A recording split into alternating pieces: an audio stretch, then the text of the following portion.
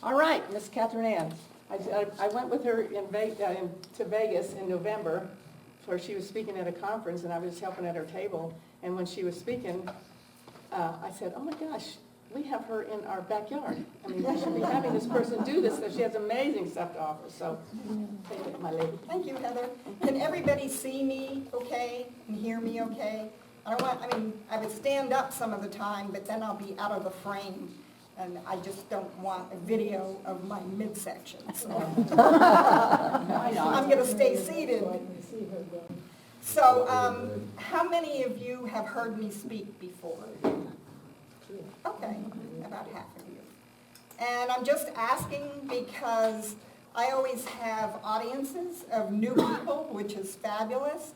But, you know, for people that have heard some of this before, I end up repeating. But it's not really repeating, it just is going deeper each time. And can everybody hear me okay? Okay, I'll try to talk louder. Let me know if I need to speak louder. I have a pretty loud voice, but. So anyway, how I ended up in the middle of all of this, I won't go into the whole story now because I have many like interviews and videos on YouTube where I share that story. So I'll just give you the brief outline of it. I was raised Catholic. I'm going, this just doesn't feel right to me. So, you know, as soon as I could go away to college, I ditched it. I'm going, you know, I was very much on a spiritual path. And I always wanted to understand, like, what the truth was and, you know, what made the universe work. And I remember, and this is going to be in I have 2 more books coming out in probably the next month. I've written basically an autobiography because I've had a very bizarre life of what put me together with Claire and all of this work, plus a lot of other stuff. But when I was 14, you know, my life sucked. I didn't belong to any of the in crowd of, you know, the kids in school. I hardly had any friends. I was a dancer, so that was my life, was going to ballet classes and things. But, you know, I kept going, where's the more of life? I mean, I want friends, and I want to belong, and I want boyfriends, and I want excitement, and I want, you know, interesting things, and it just wasn't there. And I kind of passionately put out this plea that I wanted to understand and know and access the more of life, thinking it was going to bring me boyfriends, friends, and whatever. So a couple of days later, I got what I consider my first conscious download. And the message I heard in my head is, it's all about energy. I mean, what, so a 14-year-old in 1965 has a clue what energy is. And I'm going, what? What on earth is that? Right? So then that was like the initial impetus for my awakening and my trying to find out what was meant by energy. And eventually, even in college, I was led to, you know, in the 70s, when you go to the bookstore and the spiritual section is like this big, you know. And I was eventually turned on to the Seth books. My mother, of all people, had Journeys Out of the Body by Monroe, you know, the Monroe Institute, and the Betty book, which is about life communication from the other side. So I devoured those, but I wouldn't let anybody know that I was reading these or had any interest, you know, because I was so afraid of being persecuted and ridiculed, you know. So I did it all in secret for years. But that was the beginning of the unfolding. But through all of this, I was very adamant that after leaving the Catholic Church, I wasn't remotely interested in anything Christian. I'm going, nope, not going there, not going there, right?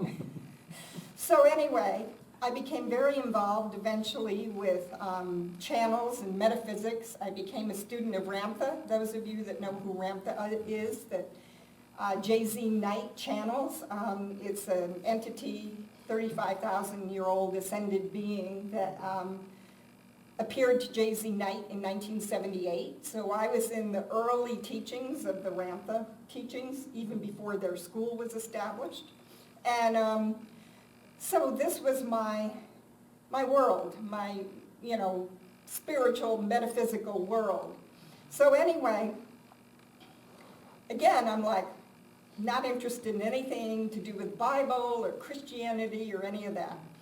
So consequently, the universe had to work really, really, really hard to get my attention, right? So I had, and I won't tell this story because I've told it in many other places, at a Ramtha dialogue in 1982 in Boston, Ramtha had been talking about homeless people and bums and how some of them are the most enlightened people on the planet because they are not so bound by society's rules.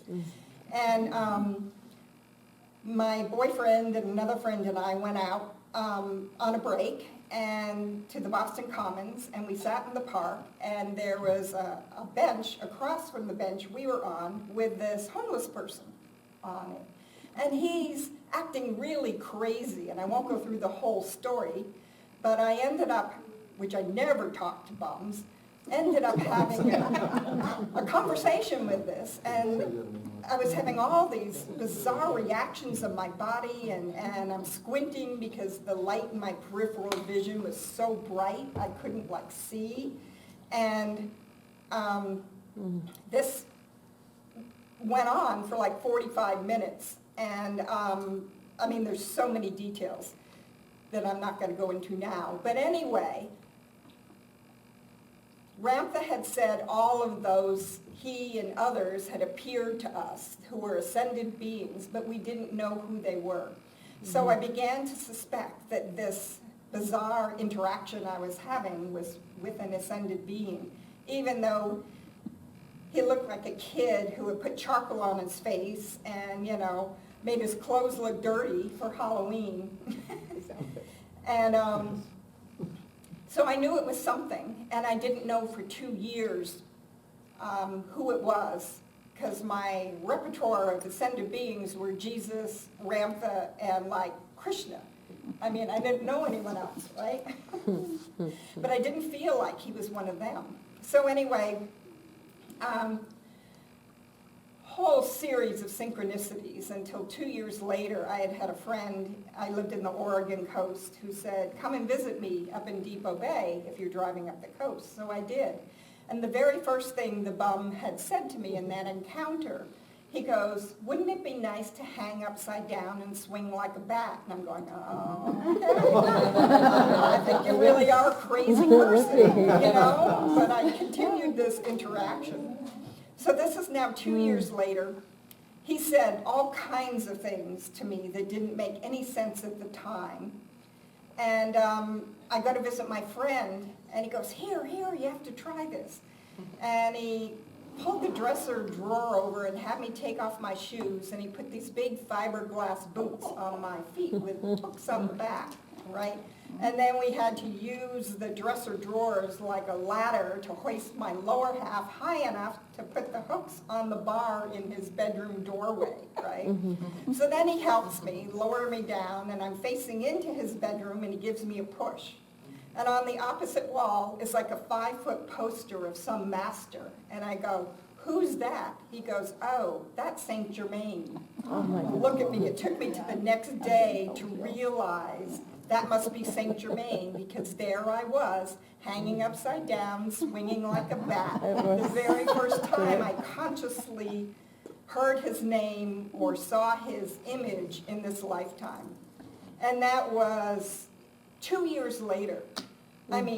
That's the very first thing he said. And I realized everything that made no sense in this 45-minute interaction were markers on my timeline of things that were going to unfold for me over the next 20 years, It was so bizarre. And the reason I bring this up is Saint Germain was the one that engineered me getting together with Claire Heartsong, because I met him in Boston in 1982 in a physical body. And at the very end, like I said, I wasn't interested in anything remotely Christian. So then I was at an advanced DNA healing certification program in Coeur d'Alene, Idaho in 2004, and the head of the school stood up and said, I just read the best book I've read in years called Anna, Grandmother of Jesus, which is this book, right? So in Claire's afterword, she starts out talking about meeting Saint Germain in a physical body in the Grand Tetons. And I'm like, oh my God, this is the first time I've come across anybody that's also met him in a physical body. So my guides are like, email her. I mean, I'm like really reticent. I mean, I don't, talk to famous people or authors or anything, so they had to really push me to get me to send her an email, which I did. And I didn't hear back. I'm going, who am I? I'm some peon that went and bought the book in the bookstore, right? So it wasn't until about 8 months later that I got a response. And meanwhile, I had assisted at a WESAC festival in Mount Shasta, and there was a panel of channels, and one of them channeled Saint Germain. And after 3 months of being on a waiting list, I had a private reading.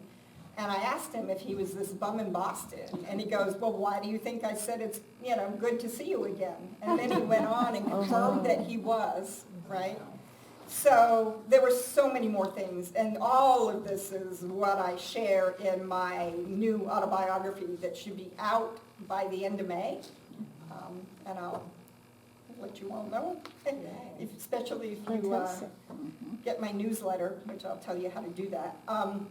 So anyway, I lost my train of thought. He said that you realized that's who he was. Yeah, I realized that's who he was. So Claire had worked extensively with Saint Germain, and right after she met him in a physical body in the Grand Tetons, Anna appeared to her. Anna, who is the Virgin Mary's mother and Jesus' grandmother, and appeared to her in front of her, in her light being. And Anna said, no one knows my story. Will you write my story? And Claire is like, I don't think you want me. I got D's in English. And they said, oh no, you're the right person. So it took 10 years for the Councils of Light to energetically prepare her to be able to receive these downloads. So this is what ended up being channeled through as the Anna, Grandmother of Jesus story. And then Virginia Essene, who is a pioneering spiritual author in the 80s, and I published her last book before she died and helped her with it. But anyway, she got hold of Claire and sent her back to square one 3 different times around, starting completely over, because she said that the download, the original material, read like a textbook. So finally, the 3rd time around, so it took 3 more years of Claire, being like a little monk, rewriting this material until it came out as the first-person voice of Anna in its present form in the Anna, Grandmother of Jesus book. And it's very, very different information than we have about Christianity. Anna was a walk-in. Most of you probably know what a walk-in is. And I'll talk about that in how it relates to the title of this talk in a minute. But what she shares about her life isn't at all what we think about, that we know from Christianity. She was born in, I'd have to look it up. I mean, something, well, let me look it up because I don't want to be wrong. She lived to be well over, this is Saint Germain, by the way. I can pass it around for those of you who aren't familiar with them. Thank you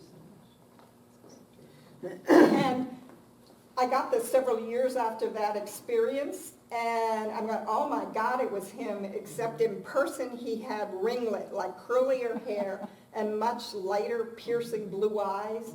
And other than that, it was exactly him. And I went, holy moly, whoa, it really is him, So,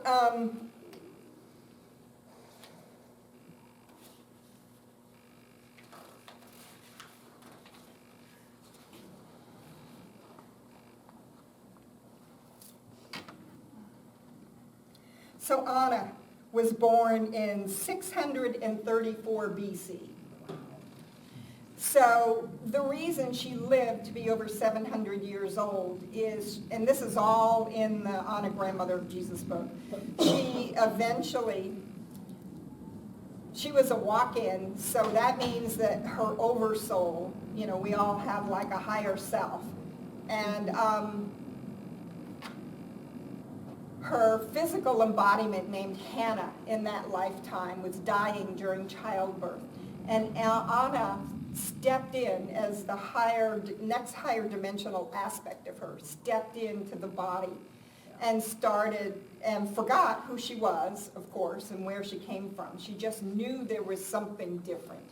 And she started working with the shamans and the teachers at the time to try to recover what memory that was or what was happening to her. And in that process of studying, she started studying with all of the, like the spiritual masters of that time. And through this, she ended up being eventually trained in the ancient Egyptian rites of the sepulchre, which is a very, very advanced initiation process. And it's not just a consciousness initiation, but literally, most people don't live through this initiation. And so when they go through this, they completely regenerate. They're like sealed in a sepulchre, which is like a tomb, almost like an amniotic fluid, and their spirit leaves and goes to other places in the universe to be taught and learn things, and they have attendants that watch over the body and know when it's time for that spiritual aspect to come back and re-inhabit the body. So Anna passed the initiations and started doing this, and anybody that does the Egyptian rites of the sepulchre can maintain physical immortality in the body because the skin, the teeth, the hair, everything completely regenerates, from a DNA level on. So they're able to maintain like a 35-year-old body, for as long as they keep doing the rites. So Anna made a decision that she wanted to maintain, not that she wanted to stay alive, but she wanted to understand the consciousness. She wanted to be able to live for, generations to see how she and others could affect the consciousness and the evolution and not having to do it through the death and rebirth process. So she decided she was going to maintain this. And this is all covered in the Anna Grandmother of Jesus book. So, when I finally went and bought the copy of it, and I thought, reluctantly, okay, this is just probably a rehash of the Christian story, I was so blown away. It was like the first thing that felt like truth to me. And so after St. Germain, catalyzed this connection, Claire finally responded to me about, 6 or 8 months after I sent the email. And I had already had the reading, had already gotten the information I wanted and needed. And then she had called me to say she had an opening for a reading with Anna. And I didn't even know she channeled Anna for private readings. And she's trying to convince me, right, to keep this reading. And I'm going, it was going to be like another $150, and I just spent this money, and I was always, financially on the edge. And then she got really emotional, and I think she goes, Anna really wants to talk to you. And I'm going, me? Really? Me? And there was something in it, and I thought, I better keep this reading. So I did. And one of the first things is Anna said that she was one of my guides and the one nudging me to write. And then she said, do you know you're a character in the first book? And I went, no. And she goes, who do you think you are? And I'm going, beats me. And she goes, I don't mean to put you on the spot. And then she told me who I was. And you probably all want to know who read the book. Who was it? Okay. There's a chapter in there called His Marian's Ascension, and Anna and was in Mount Carmel, which was the school, and it wasn't just for women. Mount Carmel was the ascension school, basically, that they had at the time. And Anna had told me that I was one of the teachers at Mount Carmel, along with her and others. And that Hesmarian was the previous incarnation of Mother Mary. And Hesmarian had a full body ascension. And that there were two other people, Josie Marie and Judith, that held, and Anna, that held the space for Hesmarian's ascension. So that was me and this other friend that ended up in Springdale working with Claire, because I'm going, how the hell did I get here? You know, Claire has this huge entourage of people she knows, and I was like, it didn't make sense to me. But eventually, so many of the pieces started filling in to understand why I ended up being, called to be into this position. So the pieces started coming together. And then, again, this is all coming out in my autobiography, which is Awakening to the More of Life, because that was my question. Anyway, so there's so many more pieces that fit together in this long, evolving puzzle. And it's true not just for me, but for all of us. So what happened is, eventually, about a year later, Claire Heartsong, who channeled Anna, put out that she was looking for a business and spiritual partner.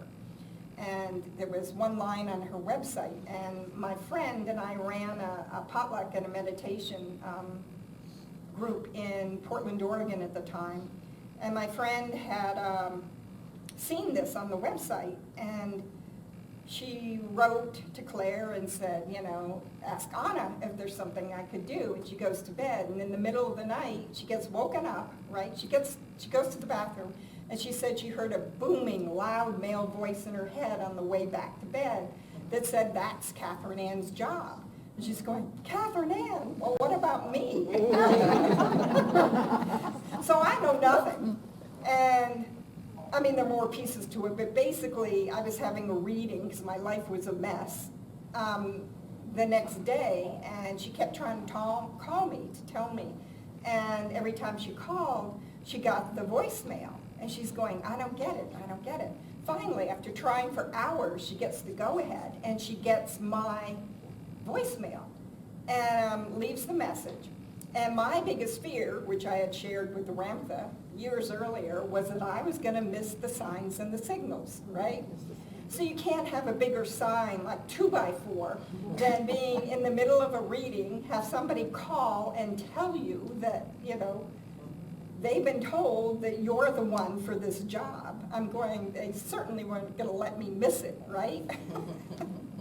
So things unfolded, again, with many, pieces and synchronicities and challenges. And I ended up being hired as Claire's business partner and spiritual partner. So my friend Carolyn came to just help because she didn't need the income. She had residual income from being high up in the beginning of NECAN, the magnets. So we completely moved to Springdale, Utah in 2006 to be Claire's support team. And I thought, in my life, everything that seemed totally unrelated and disjointed, like I could do web design, and I had computer skills from my geek boyfriend that I was with for a number of years, and my metaphysical, I had the perfect combination of things that were needed to put me together with Claire. So we started this process. So I networked the computers and did all my geeky stuff, and we were all ready so she could go in her bedroom and start channeling the sequel. Well, she tried for like 2 or 3 days, and she said it was really flat. She couldn't get into the same energy that happened when she channeled the first Anna grandmother book. So she asked Anna what the problem was, and Anna said, the answer lies outside the door. Go ask Catherine Ann for a regression, because I was trained in past life regression with Dolores Cannon, right? So we used that format, that regression format, and I laid Claire down and, did a little eye pillow and got a microphone and whatever and lay her on the couch.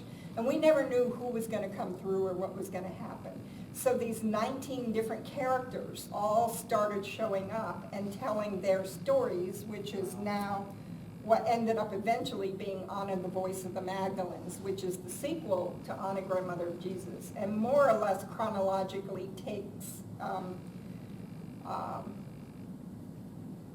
off after the whole crucifixion and resurrection, when the Holy Family and Essenes were in the very end of the Anna, Grandmother of Jesus book story. They were set adrift on the Mediterranean and by the Roman soldiers to die on a death ship. The mast was broken and the oars were broken.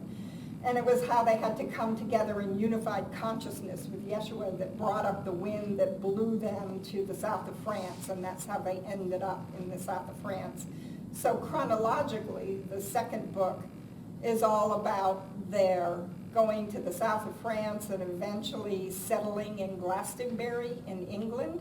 And Yeshua, as his Aramaic name was known, is Jesus, but they all call him by his Aramaic name. He went and trained, not just then, but he had already been going to England and India and Egypt, and he trained in all the major religions of that time. So he became an archdruid, and he went through all of the initiations to become an archdruid and all of the initiations in India. So he actually went through all of the mystery schools to the highest, I don't know what you're taught, the highest levels, the highest levels of certification and initiation of all of the major systems on the planet. So it wasn't just the basis of Christianity. And this is all in the books as well. So anyway, all of that about what happened in France and England, and finally there was no more they could see, and I'll talk about the Magdalenes in a minute. Anna and the Magdalenes could see that there was an inevitable period that was coming up of a slide into the Dark Ages, and there was no more that they could do incarnated en masse on the planet.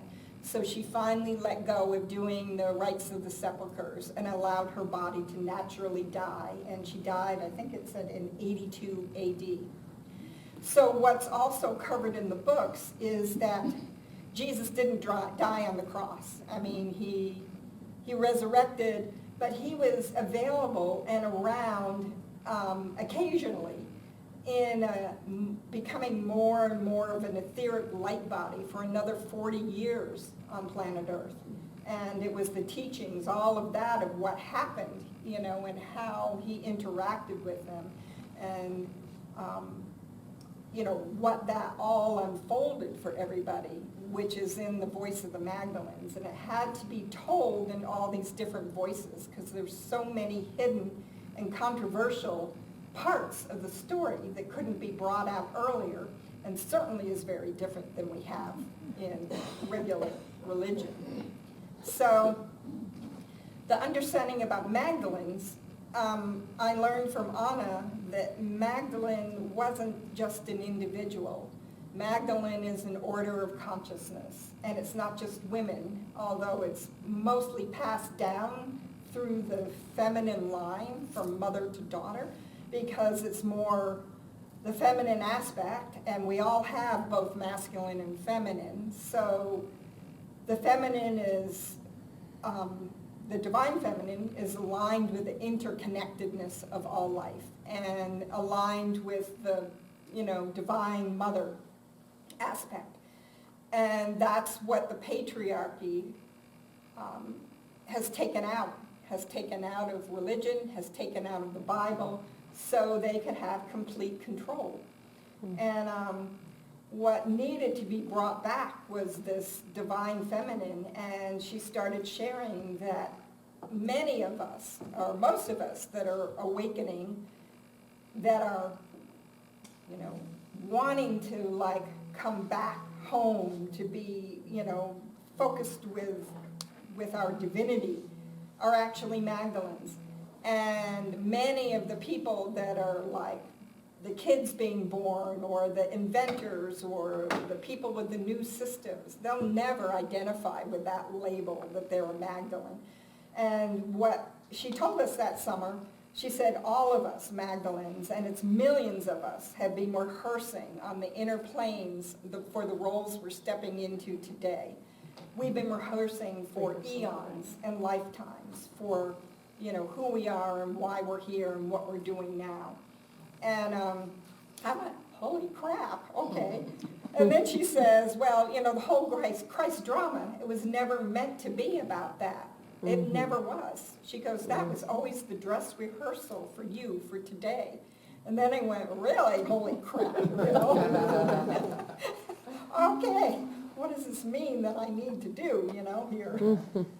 So, any questions so far before I go on?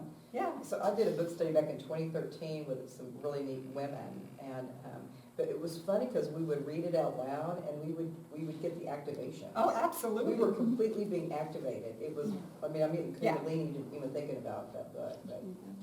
Oh yeah, they are completely encoded, and I was just reading, and I may read as I go further in this talk, a portion. It is, and sometimes people would complain to me that they read the books and they fall asleep. I'm like, why can't I stay awake? And I've heard this from numerous people. And I asked Anna one day, and she said it's because we put them to sleep. We put their egos to sleep because we're actively working with each person that's reading the book in that moment.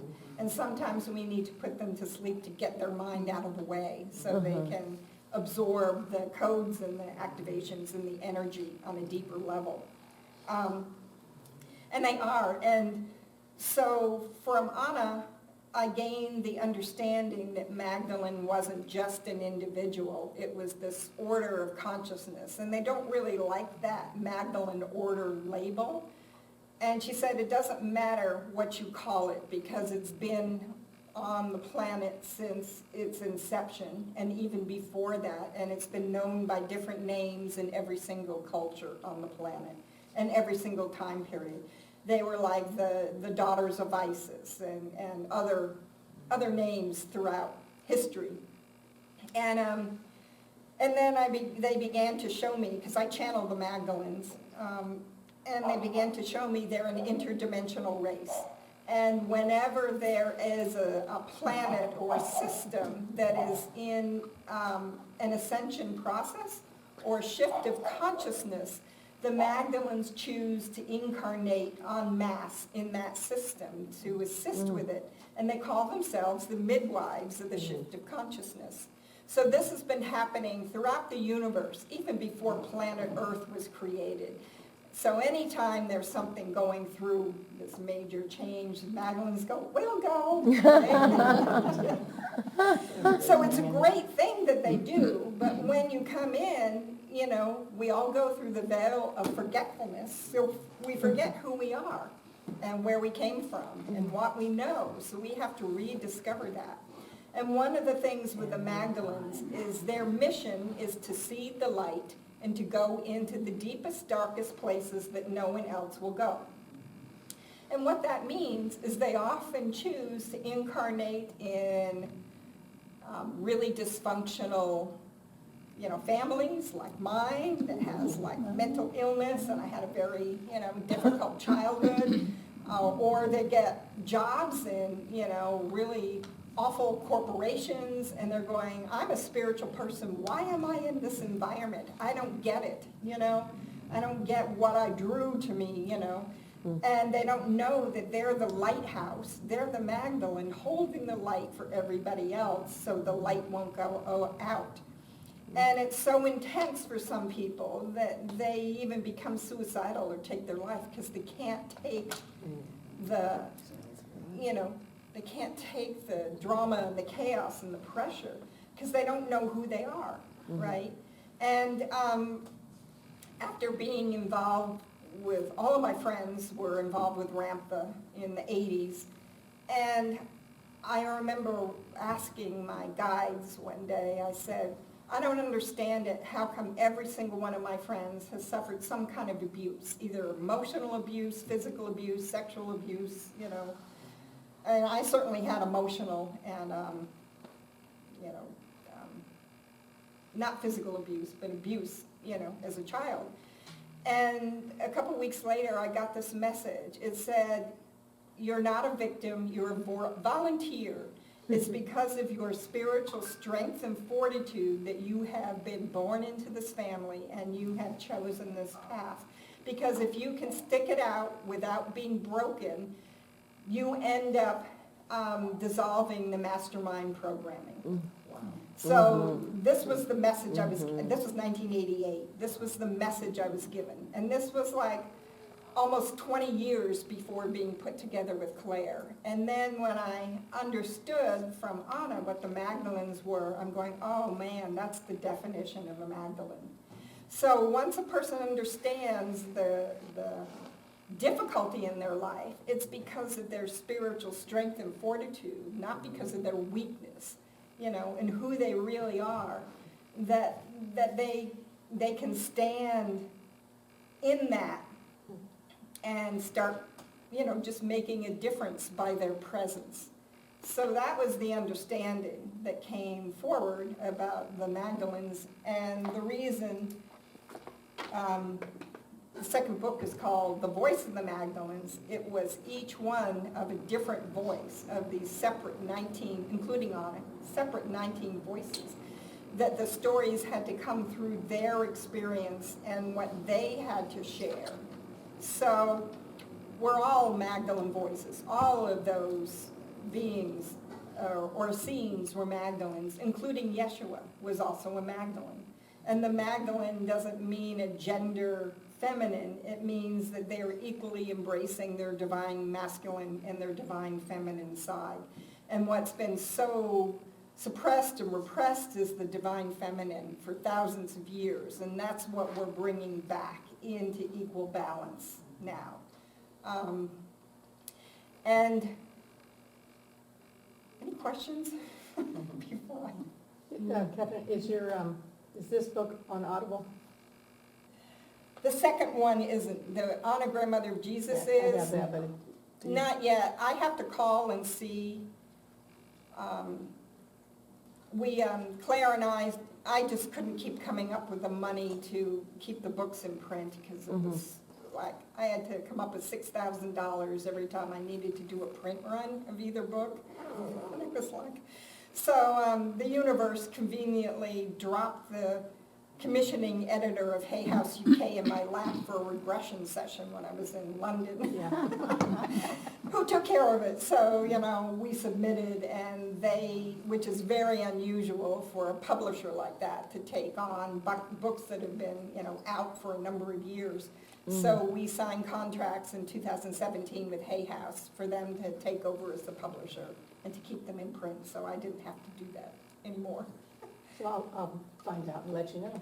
Yeah, no, I need to call them and find out when they're going to schedule. I don't know if they're going to use the same people. They did it in London, but I put in a request that I would like to record my own part.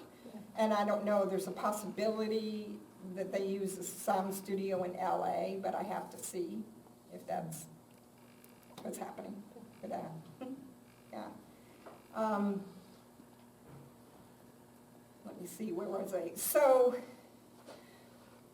the title of the talk today, I don't know, I know some of you are, and many of you may not be. I've been listening to like the truther community online. I mean, a lot of us have, and I just want to know what the truth is out there. I know there's a lot of stuff that is questionable on both sides, And Ramtha, in 1982, I remember he made a comment to us. He goes, there will come a time when you will not know what is truthful or who to believe. And he said the only thing you'll be left with is your own inner knowing, because there'll be no way for you to know what's true and what isn't. And I mean, here we are. Yeah, We're in the middle of it, you know. So in the middle of all of this, listening to some of the podcasts of various people, there are various people that are talking about the Jesus Strand in all of these podcasts. There's a -48. And they're spinning it with the sensationalism about Jesus, you know, being married or having a wife or having children. And I'm like, oh man, that's so old hat, you know. I have a lot to weigh in on this, Yeah. you know, and weigh in like not just the sensationalism, but the reason why. And what was so controversial in the Anna books was that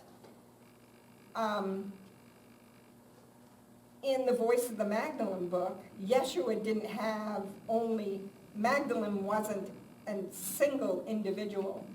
She was actually a composite of 3 individuals. And that kind of mirrored the concept of the triple goddess in the pagan religion. And we're going, when this information came out, and there were actually 4 that he had relationships with. There were 4 women. And we're going, this is polygamy.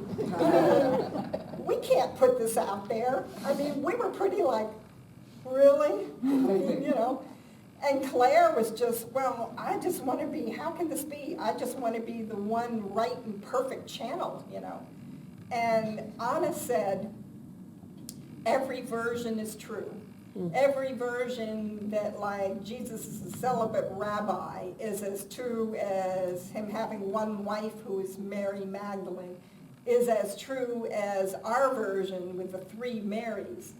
He goes, and I'm going, I had no trouble with that. I'm going, I get it. I mean, from my teaching and training with Ramtha and other things I had done, you know, we're all creator beings, you know. Whatever we put out there, there is no out there reality. You know, it's a consensus of experience between different people, but each person creates their own reality. Each person is their own hologram that intersects with everybody else's, but there is no one externalized reality. So when people bring that up in my workshops and things, I say, embrace whatever truth or path or story or understanding evolves you as a soul. Whatever it is that resonates with you the most, that's what you embrace at the moment. You know, for somebody, especially I've worked with people who are just distraught because they've just, like me, left the Catholic religion, or they're so afraid they're going to go to hell and all life is going to fall apart.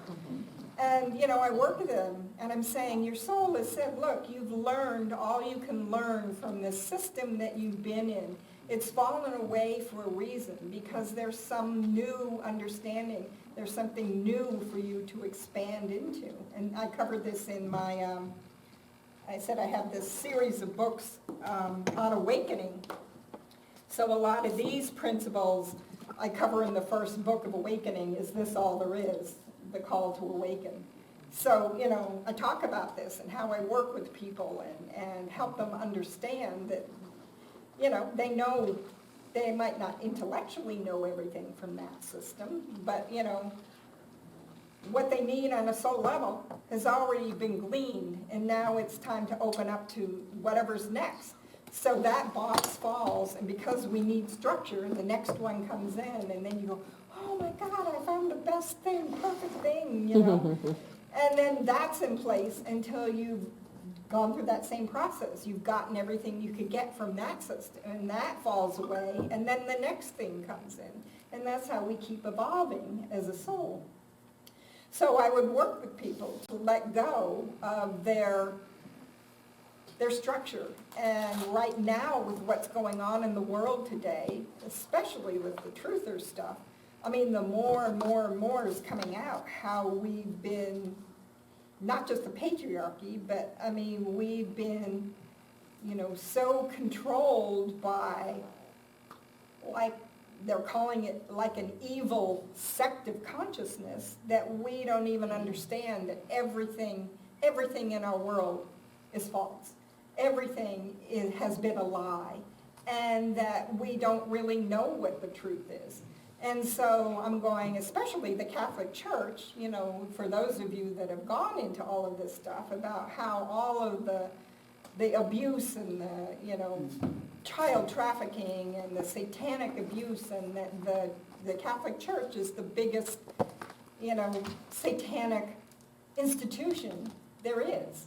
So what happens when everybody, and it doesn't make them wrong, because people recognize and know deep within that there's a connection to God. I mean, that's what they've, like, taken any religion or anything, to support that, until it no longer, shows itself to be that path and worthy of that. So what happens when that's taken away for people? So that's where I'm beginning to talk more about the Anna books, because they bring that energetic codes back and that awareness. And, not to say, I don't know if they're 100% correct, but for where we are now, it's a bridge, So that's how I'm looking at it. There was something I was going to say about... So anyway, back to this frequency thing. What I began to understand, especially when I look at it through the lens of what's happening now, is I can have a greater appreciation and understanding for the larger master plan. So people think it started with Jesus, and it didn't. It really started with Anna.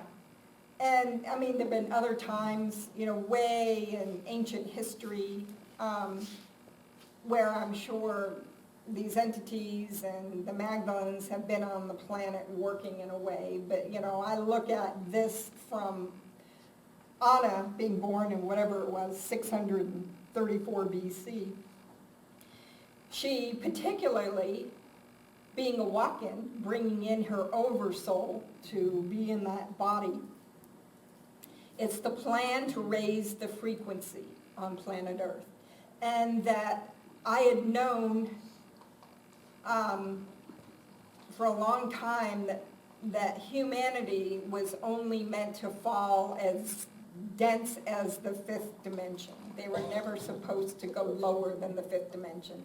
And I think it has to do with this infiltration of the the off-planet, the reptilian, the Draco, all of that lower vibrational entity stuff that infiltrated everything, that lowered the vibration of humanity to where they were almost unable to be able to, like, ascend or raise themselves up. So something had to be done to bring that possibility forward. So with Anna starting the incarnational line, so she came in as an oversoul. So she was already a higher dimensional aspect of human, incorporated in that human body that she saved at the brink of death, and then led that life as Anna.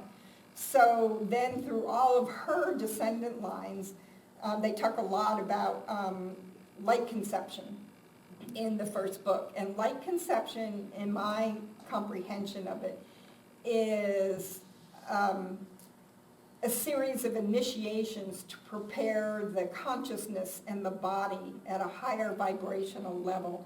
So it's like your light body level, kind of works with the physical body because of all of these initiations they go through. You're at a higher vibrational level, and both partners go through this when conception occurs. So you're not so 3D dense when conception. So all of Anna's children were light conceived. So they were already conceived at a higher dimensional level. So this needed to take place in the descendant lines. So that, and then the other piece to that, when the information in the second book is so controversial that the Councils of Light, when we did this in 2006, didn't have any idea at that point if the mass consciousness of humanity was ready for these books. So we got popped out of living in Springdale, and we just had to go away. We had to walk away from it, having no idea if anything was ever going to happen with all of this information in these sessions. So I ended up in Southern Oregon for the rest of the year, and then moved back with some family issues in Rhode Island. And it wasn't until 3 years later, Claire was living in Northern California, that I caught a call from Claire, and she said, I finally got the go-ahead from the Councils of Light to take all of these regression sessions that we recorded and to work on them and turn them into the book. So I moved from Rhode Island back to the West Coast, and we started working on it. And she didn't want anyone else to see the manuscript. So the two of us worked on taking all of those, recorded sessions and expanding them and turning them into the current book. And we passed it back and forth. We had no editor. We did it ourselves. Sorry. So everything we did ourselves. And then I created my own publishing company and published it in 2010. But when we were gathering this, I'm going, what do we do with this? There are 19 different characters. They're all over the map, from northern, India and the Himalayas and northern Scotland to Palestine. They're all over the timeline from, times in Jesus' early life to hundreds of years after all the characters had passed away. I'm going, this is like an octopus. There's no cohesion here. And then all of a sudden, Claire was absolutely amazing at channeling all of the intimate, family information and details. And I was always impacted with the bigger picture. And I had this huge download about the bigger picture. And I went, oh my God, I get what this is now. So in the book, there are two other references, one in a footnote, one by Anna and one by Yeshua, that at the time that Jesus was alive on the planet, there were 11 other avatars and their consorts, meaning their twin flames, alive on the planet at the time. And I went, oh, I get what this is. What they were, they were all fully realized Christ Magdalene beings, which means probably they had the majority, if not all of their DNA activated. So any descendants, of these lines, I thought, okay, they're showing me it's going to take 2,000 years for the interbreeding across all of these different 12 lines, to come together so that today, 2,000 years later, we can have the second coming of Christ in every person, not just as an idea and consciousness. Because I don't know if you were like me, but in the Catholic religion, I'm like, yeah, right, I can do what they did, sure. It felt like a gulf from here to China.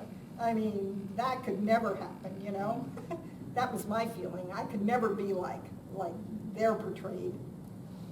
Well, what this understanding was, there's a whole thing about the Jesus Strand and the genetic lines, and oh my God, is he a descendant? Well, it isn't just Yeshua and Mary Magdalene's descendants. It's all of these fully realized beings that they now have come together, where in the cross-pollinization of all of this, we have the tipping point of humanity is encoded with the literal physical genetics. So that's how come we can have the second coming of Christ. It's not just an idea, but the dormant physical genetics are in the tipping point of humanity. And that, just with the desire and the activation, you can activate that latent, literal, genetic codes that have been instilled in your DNA through this whole process. And I went, oh my God, that's the container of the book for me. That, Wow. Yeah. So you're talking about the codes, so is it applicable for just anybody to receive the codes, or? Yeah, they're They're already dormant in within there. you. So what would the activation, was it in the book? I can't remember. Not specifically. Okay. Ask and you shall receive. Yeah, I'll Ask lead you and- through yeah, something, okay. towards the end. That'd be awesome. Just remind me, yeah. Because so much of it is about consciousness. There is no particular ritual or one way to do anything, and we're all creator beings, right? So we can join with each other because that amplifies it, of course. Sure. So, then I understood why this was so important to understand, these codes. And one of the things that the Magdalenes that I see, whether you know you're a Magdalene or not, is from not just Yeshua, but all of them, even Anna, and the teachings. What the church did is it separated, it stripped the information from the energetic codes. So the information was passed down, written in the Bible, and distorted because it was manipulated according to, what the powers that be wanted you to believe. And one of the things from listening to all these truther podcasts, and I really do believe this, that the evil forces or satanic forces or whatever you want to call it, they need us.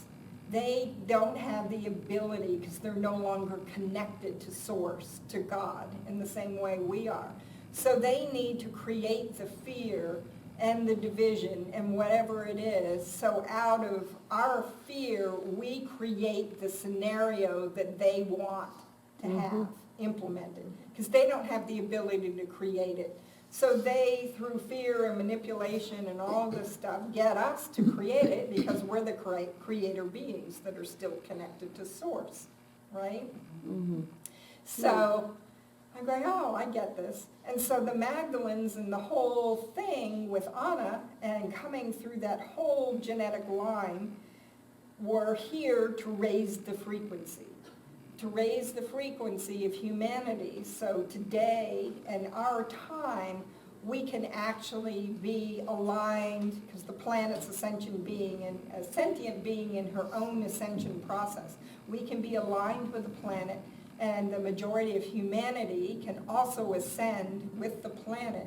Not only is it encoded in our literal physical genetics, but it's been passed down through the teachings. And as we reunite the codes, with the teachings and the energy of it, then we have a chance. And everything has been done to systematically raise the frequency. So that's how I see the whole thing. It's not about religion like most of us think about religion, or how we understand religion. It's really about the ongoing survival of consciousness. And, this is what the whole, Christ drama was about, and it's about raising our frequency so we can participate in this ascension process. And that is way beyond this planet. And that is, like I said about the Magdalenes being interdimensional. Whenever there is a system or planet, getting ready to have a shift of consciousness or ascend, like I said, they raise their hands and go, we'll go, we'll do it, So they go and do it. So what happened is now is the first time since that time of Christ that the Magdalenes have incarnated en masse in the planet to do that. And we are the future selves of those Essenes, of those Holy Family members, of those people back then that have always incarnated throughout the history of the planet. We've carried this with us. And so this now is the culmination of what's going on. And we've done this to prepare ourselves, all of these last 2,000 years or more, for who we are and the roles we're playing today. And for some of it, it means you might step out and, be a speaker or be a writer or maybe just, be a spokesperson in your own family or community or just through your ability to hold the light, and pray. I think one of the most impactful things that's in my bunches of books, Are You a Magdalene book? One of the most impactful things that Anna said when we were having a conversation about Mary Magdalene. And she said during the crucifixion, even though everybody had trained for their roles on the inner planes and also trained, the Essenes at that time, all of those close in to Yeshua, they all went through rigorous initiations, including initiations in ancient Egypt. And there's quite a chapter about the Egyptian initiations in the Anagram-Mother of Jesus book and how it's symbolized by the Nile, because the Nile River is a metaphor for the Kundalini rising up the spine, and each one of the temples is like a different spinal place that's an initiation. And she talks about how they went through it rather quickly, meaning in about 6 months, but it takes, many people months or years to complete that mastery. And the final one is in the King's Chamber of the Great Pyramid, which represents the pineal gland and the opening of the pineal gland. And so that's all in there. And every time you read it, it's like, have I read this before? There's so many things because it's so layered and so multidimensional, in terms of getting codes and teachings. So anyway, and that's I just keep flip-flopping in my mind about a bunch of stuff. There's a lot of what I consider disinformation. So like the dark side or the evil side is always going to turn everything upside down.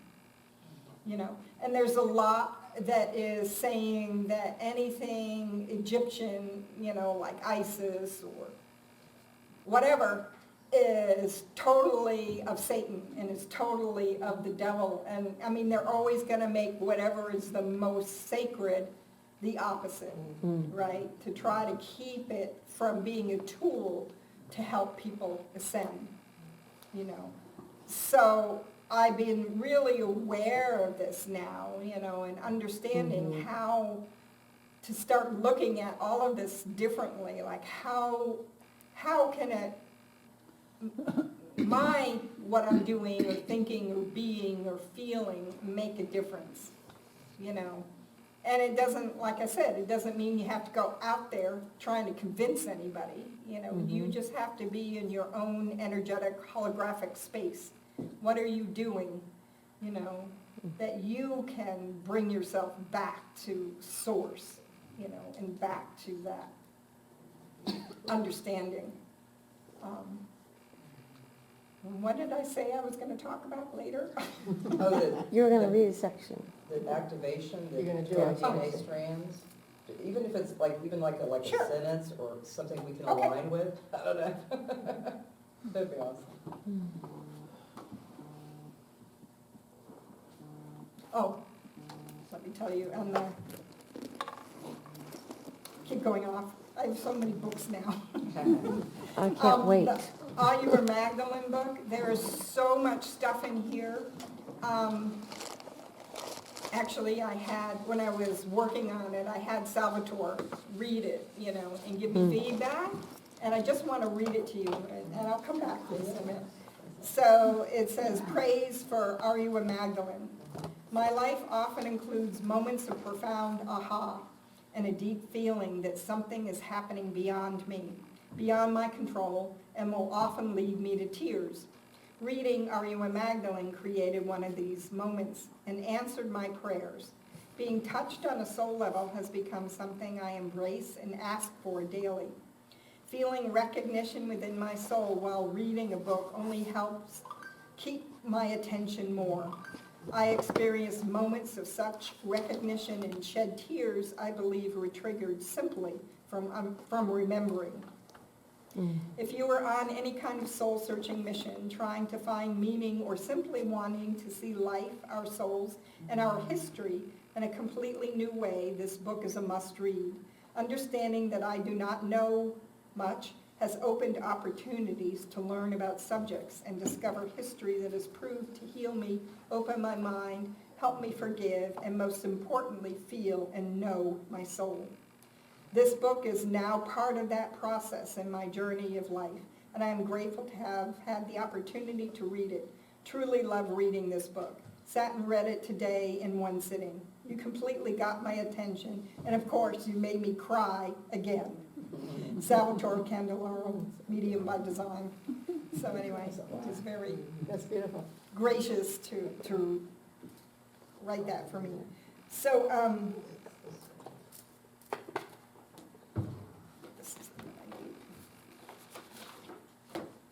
okay.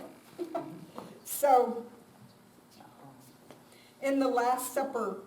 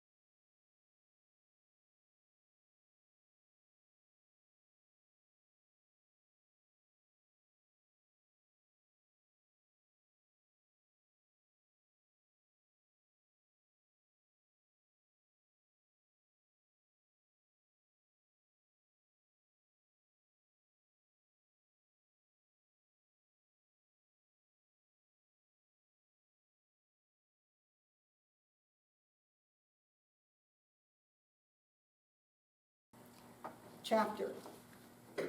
A couple nights ago, I've been thinking, how does this all relate to what's going on today and what's going on in the truther communities and all of this, this really disturbing, horrific information that's coming out.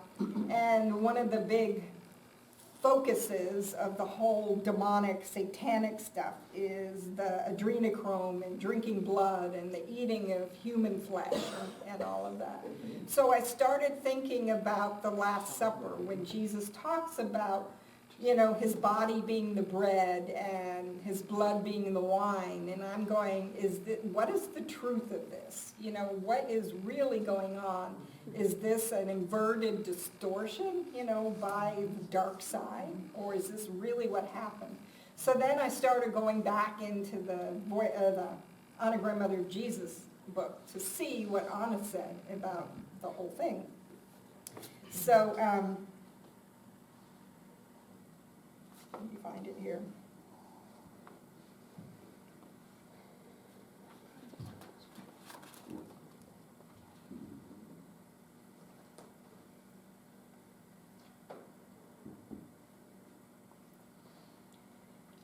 Okay.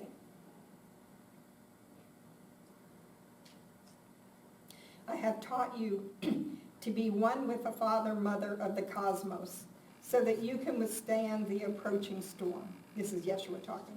So it is that my beloved Mary and I have set an example for you that you love one another as we, in eternal oneness, love you. I will now say to you, how you shall see me will be in accordance with the content of your heart. If your heart is filled with my Father's light and my mother's holy love, then so shall you see me also lifted into that same light and love. If your heart is pressed down in the darkness of the fear raging all around you, you shall see this body being broken upon the tree of crucifixion. My earthly body of flesh shall appear to be as this bread that lies broken upon this plate. Therefore, eat of this bread in remembrance of me and my words, so that you may be filled with that light and life that is eternal.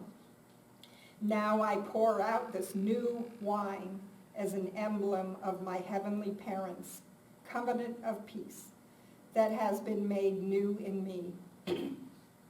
This I do that the vessel of your body and the wine of your blood may become light, white as new fallen snow, through the awakening of your inner Christ who lies asleep within the tomb of ignorance. So raise this communal cup of the Christ who dwells in all to your lips. Drink and remember this new covenant. Partake of this light as if it were leaven raising the bread that is your body to rise up as a Christ. The same light that lifts you into the bosom of my Father, Mother, gives eternal life to all the worlds and radiance to the heavens. So, it depends where your heart and your consciousness is, what you experience, you know, and it's up to you to choose that. So, now I'm looking for the meditation.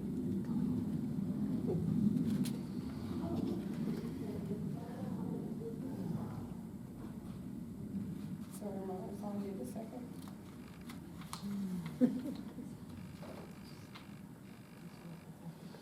While I'm looking, Jan, did you want to say something about the books? Well, I will.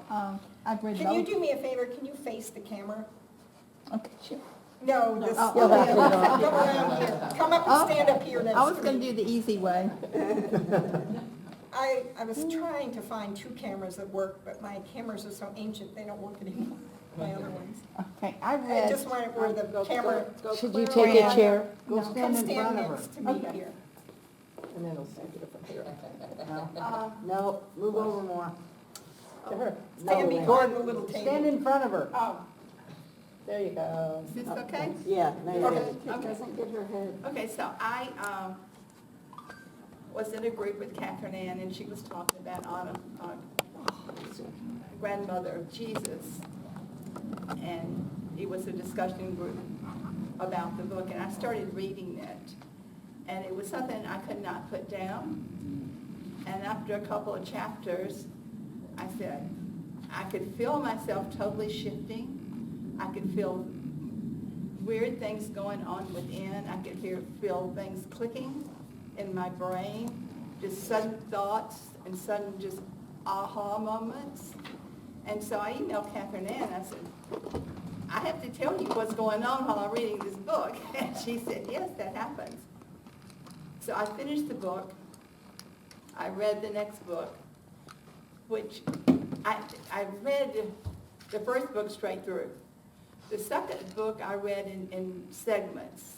It's kind of like I read a segment, rest, guided to the next one. And one thing that I have found is that in everyday life, no matter what is going on, all of a sudden I'll have a little thought that comes from one of these books that applies to everyday life.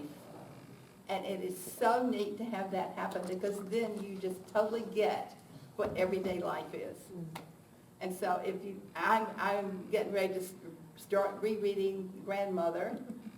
And if you haven't read these books, buy them today and let them just be with you, because it's the most amazing transformation. The information itself is amazing, but the experience, I cannot say enough about the experience. You will not be the same person when you finish. Yes, thank you, Jan. I'm not. Of course, I can't find what I was looking for, but Oh, okay. Oh, shoot. redesigned it a little. So somewhere recently, is that still going? Yeah, it's still going. Oh. I'm just adjusting it Okay. to back to where it was. I adjusted it when she was Oh, okay. standing by you. Thank you. Welcome. And This is for a couple people that said, I want to be there, but I can't, so we record it. Is that okay?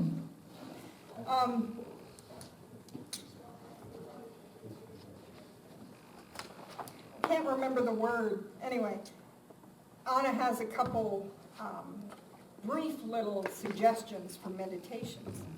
And so I just invite you to close your eyes for a minute. Just take a couple easy breaths and allow your awareness to drop down into your heart. And know that your heart is an interdimensional portal and a doorway for sacred access to the Holy of Holies. As is your pineal gland. And just thank your heart for always leading you, whether you're aware of it or not, whether you listen to it or not. Just acknowledge that it has never let you down and never let you go astray. You might have had journeys and experiences of things that you have questioned and wondered about. But as you back away into like a panoramic view, just let those things that have been issues show you how it's helped you evolve your soul and evolve you through your growth process. So now just focusing in the moment on your breath. Just allow yourself for the next couple of minutes as you focus on being in the here and now of your breath. Just focus on yourself as a conduit, as a vessel for pure, unconditional love to flow through you. It is completely unfettered, unhinged. You're just a pure, open vessel for this divine love to flow through you. And it isn't a momentary thing. in the meditation, she suggests you start doing this initially 5 minutes a day. Just being the conduit for this unconditional love flowing through and impacting all of your beings, all of your bodies, all of your souls, all of your cells, all of your DNA, bringing it into that cohesive force of divine love. And in that cohesive force of divine love moving through you, just set forth the intention that your blueprint of the fully realized Christ Magdalene literal physical genetics be activated within your body. Letting this flow of divine light, love and light wipe away anything, any thoughts, any fears that obscure the truth of that, allowing that to dissolve in the purity of this love and light flowing through you. Until this activated DNA in the crystalline portion of your DNA is activated and it becomes a DNA activated Christ Magdalene matrix within you. Almost like a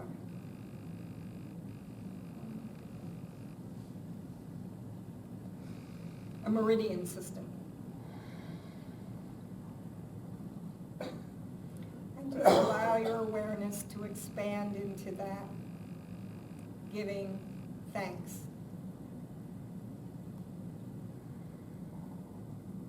To your I am presence. Giving thanks to Yeshua and Mary Magdalene and the other 11 avatars for instilling this within the genetic lines. And the Magdalenes have instilled it not only within the genetic lines, but it's instilled within all of the elements of planet Earth.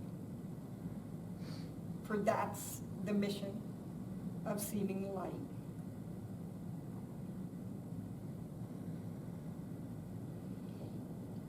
And just know this activation has now taken place. And the understanding and the wisdom to come forward from this activation, give permission for that to unfold within your journey of this lifetime. To let that unfold and ask, if you so desire, for the clarity and the understanding to come forward and to be shown not only how to access it, but how you can serve by bringing your piece forward that contributes to the whole. Just stay in that breath of that unconditional, unhinged purity of love and light moving through you. And know that every time you focus in on the purity of this love and light moving through you, no matter what situation you are in, you are also now bringing forth this activated and engaged strands of physical DNA operating in your life.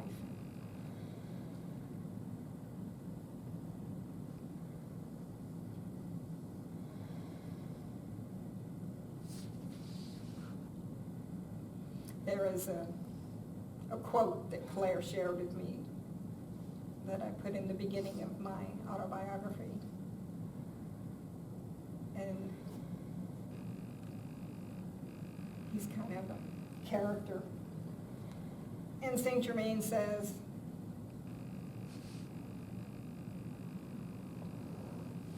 take the drama out of trauma and change the tragic to magic. That's what this will allow you to do.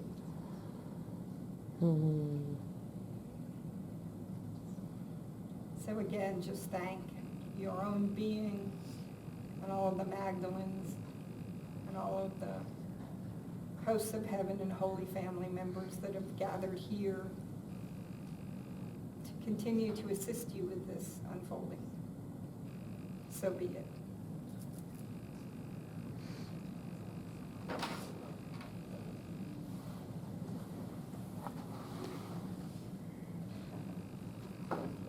You're welcome.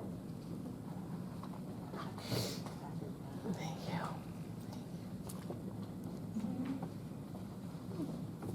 You all look brighter already. Oh, boy. Catherine Ann, Yes. do you know Judy Callie? Or have you heard of her? Yeah, I think so. Okay. She claims that in the past year or so, she has embodied and become the expression of Anna, Mother of God, of Jesus. That's the So mother you of might Jesus, wanna not the check her grandmother of out. Jesus.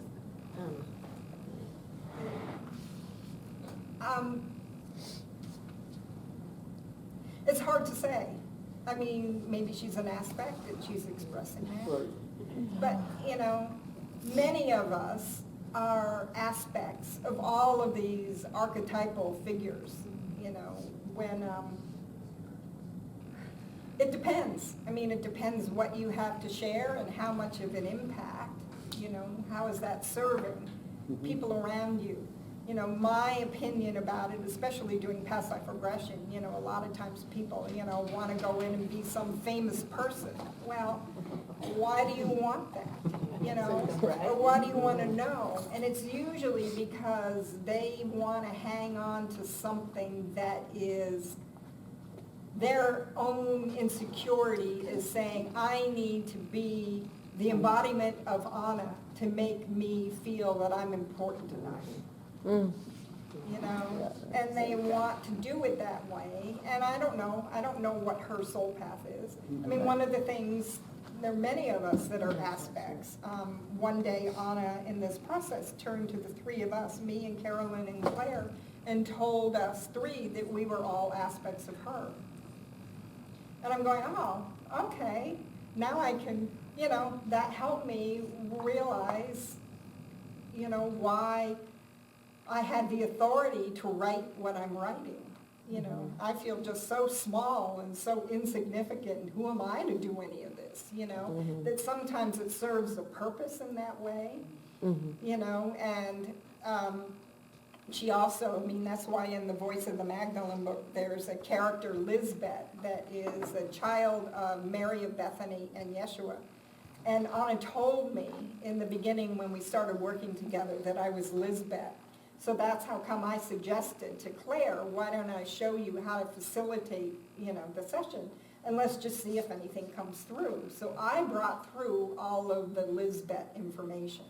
You know, we didn't specify that in the book that I was actually Lisbeth, but, you know, to me, it again is part of, I needed to know that understanding of who I fit into this Holy Family picture and why I was put in this position and have some authority to step into being the one that is like shepherding these books, you know? So it helps me. And when I first started speaking, I mean, I hadn't done anything. I taught dance and water aerobics and was a GED testing examiner.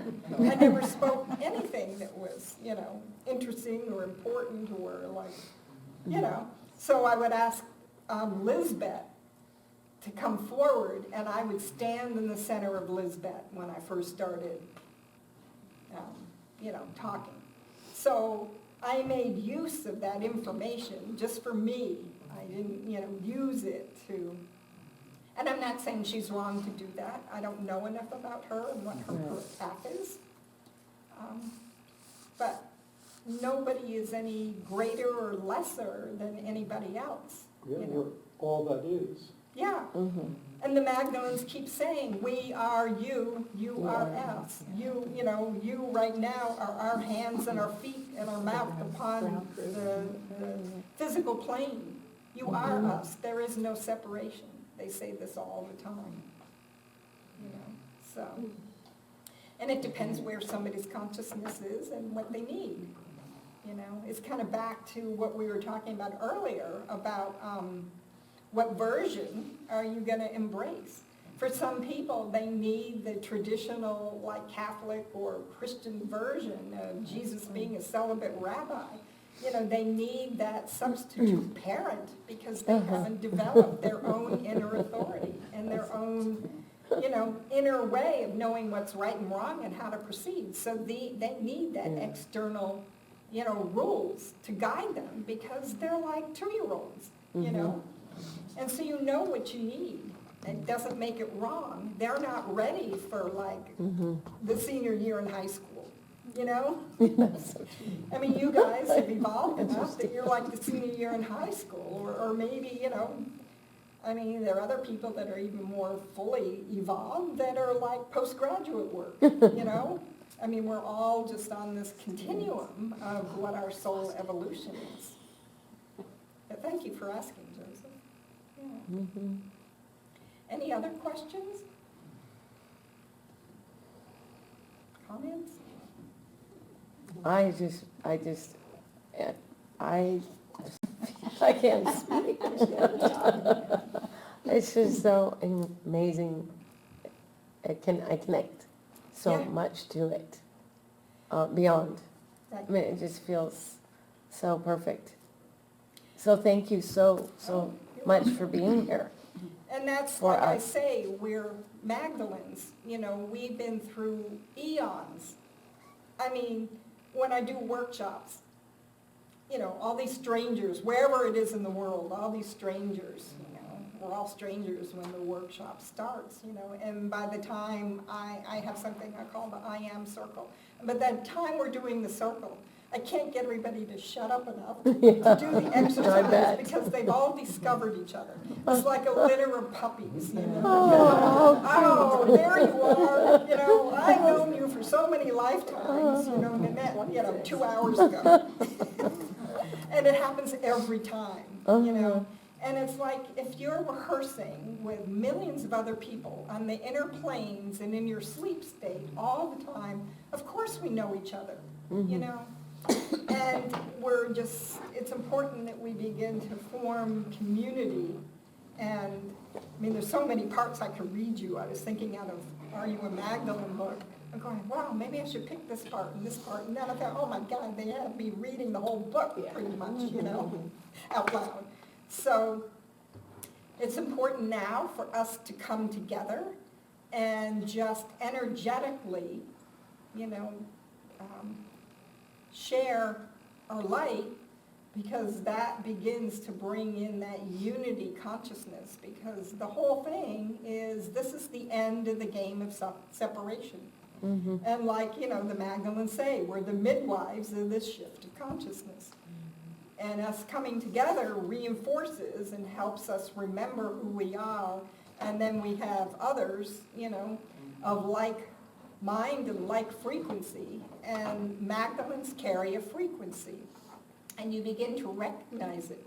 It might even be in the, you know, I mean, there were 2 Magdalene men, both of them Muslim, when I was leading tours, and one guy who was on a tour with Finbar in the south of France, Finbar Ross in the south of France in 2006, we had a bus driver who confided in Finbar that he was so anxious and to meet Americans because he thought we were going to hate him because he was Muslim, and this was a few years after, you know, 9/11.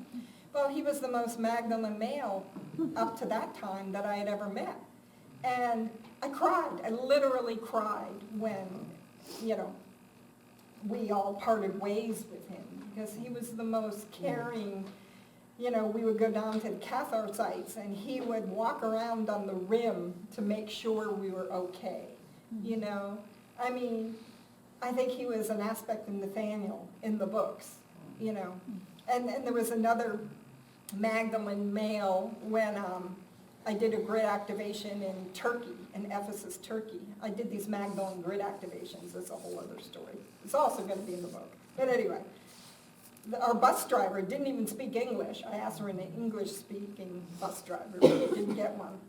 And we're doing this ritual. We're doing all this woo-woo stuff. I mean, we've got, like all kinds of, tinctures and, altar things and whatever that we lay out in the sand and we're anointing ourselves. And he had no idea, but he kind of, asked if he could come along. And I thought, well, he's our bus driver, okay. Well, he was meant to be there. He did everything that we were doing, including ingesting things and putting on oils and just following us, having no idea what was really going on.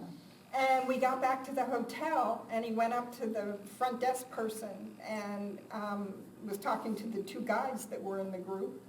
And he said, through the translator, "What did you do to me? What did you do? My heart will never be the same." Oh. And he couldn't understand a word of what we were talking about, but he energetically got it because he was a Magdalen male. And that kind of thing happened all the time.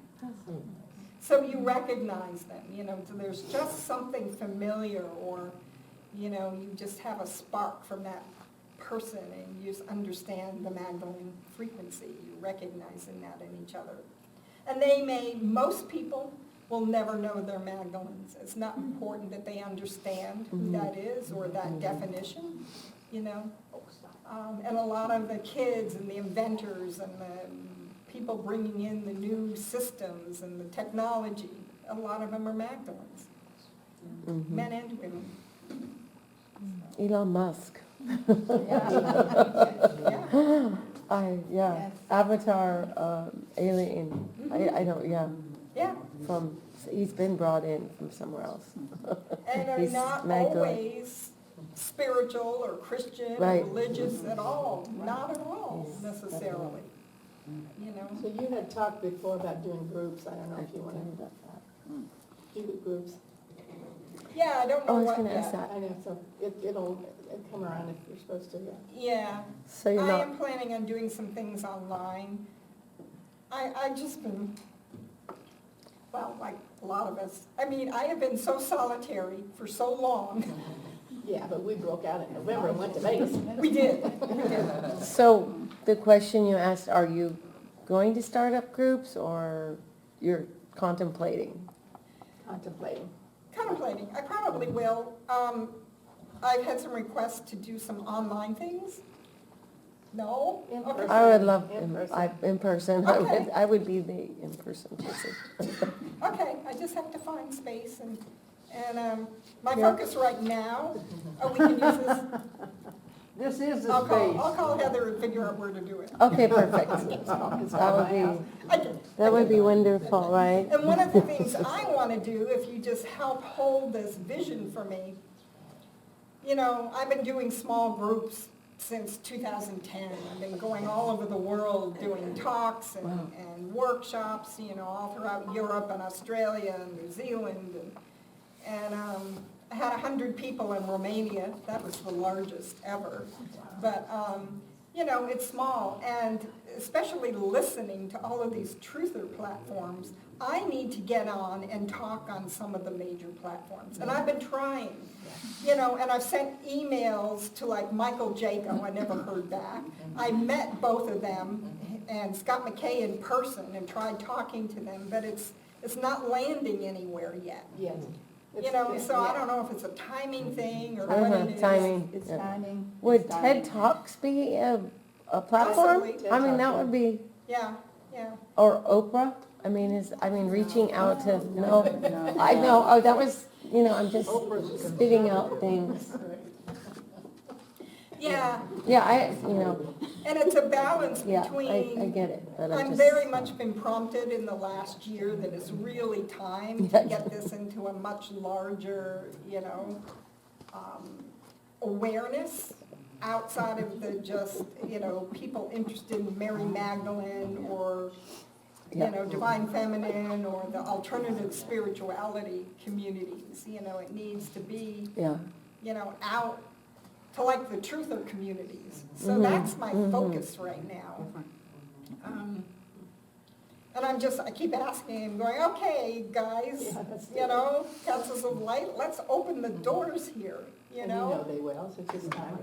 So the only thing I That's can true, think, it must be yeah. a timing thing. Yeah. It is timing. You I know? think it's the time now.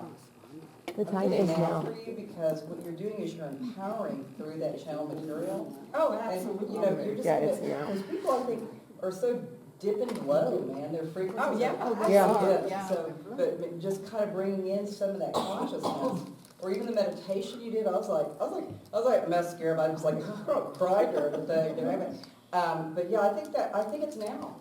Yeah. Oh, I hear do too. Yeah, I mean, I think you're gonna land it pretty quickly. Empowering. Yeah. Because It's- people are so low, they've been in solitary, they're scared, they're freaked out. Right, you know, right. But that would be a beautiful breath of life. Oh, absolutely. I Yeah, totally absolutely. agree, but I'm going, reading, I was sort of like, huh? Yeah. And they said, you better finish your books or do whatever you need to do now because you're gonna be so busy. So that's why I'm just like Now is now. focused, because Right. I've been putting all of my ebooks out as printed books, which are what several of these are. My autobiography that's major, I'm hoping to get out in the next 2 weeks. I'm working on it on Amazon right now. I'm working on the cover and stuff. And then I have another book that I'm working on, and I have to get it back from, in 2010. I used this template for writing books, and with a friend of mine, her Angelina Hart is her pen name, but we wrote a book on how to find the one true love, why breaking the rules would change your life. And it's actually a lot about twin flame union. But we submitted it to a Writer's Digest thing back then, and we won honorable mention. And I had somebody show up in a workshop saying, you have no idea what a big deal this is. It's international. So what a big deal it is to get an honorable mention. And we've hardly sold any of the ebooks. So now, I was hoping, soon as I get word back from her, we're going to make that available because I've done that all. So that's also going to be another printed book, but that has a lot of information in it, So all these things have just been sitting there, especially an award-winning book, Wow, yeah. And I'm like, am I in Teflon? Yeah. I know Heather asked if one of your books was on Audible, or any of them? The only one right now is the first On a Grandmother of Jesus Okay. book is on Audible, Okay. online. Okay, And where I have to connect with Hay House again and see what they've decided about doing the second book. All of the other books that I've done that are my books, I have to figure out how to set up, when the air conditioning's not going, a recording studio in my closet or something, so I can record all of the other books myself. If anybody knows if, I don't have any money to spend on anything right now, especially, where I used to go do workshops and stuff. Anyway, yeah. Is there any way you could connect it to, I'm not sure who the people are that Laura Perkins is around? I could ask Laura, because I don't know. Yeah, she would be a good. Okay. How about Dolores Cannon's daughter in the Ozark Press? Oh, yeah. Julia. That's Julia, yeah. Yeah, she's open. I think she would like to have some opportunities. Definitely. Because you had training with her anyway. Yeah, I did. Mhm. She's a sweetheart. Yeah, I just have to explore all these. Yeah. Thank you. Are you Possibilities. connected with, is it Simon Parks? Oh, yeah. I'm in the group, his group, Mhm. yeah. Whatever it is. Is he here? He's here in Phoenix, or? I don't know. Who are you talking about? Is it Simon Parks out? No, he lives in England. Okay. But he started this community, what is it called? Connecting Consciousness, which is a worldwide group of Yeah. hundreds of thousands of people. Maybe this way. And there is a chapter here That's what I in thought. Arizona, Okay. yeah. And then the other thing, come to end. But the other thing that I've been involved with lately and just really beginning to learn about is I've become an American State National. Oh, the blank face. That's a long story. That's a long story. Yeah. Next time. So, thank you so much, it was awesome. Oh, of course. thank you so much, thank you so much. Thank you for coming. And, Do you have any books for sale right now? oh, I do. They're over Okay, here.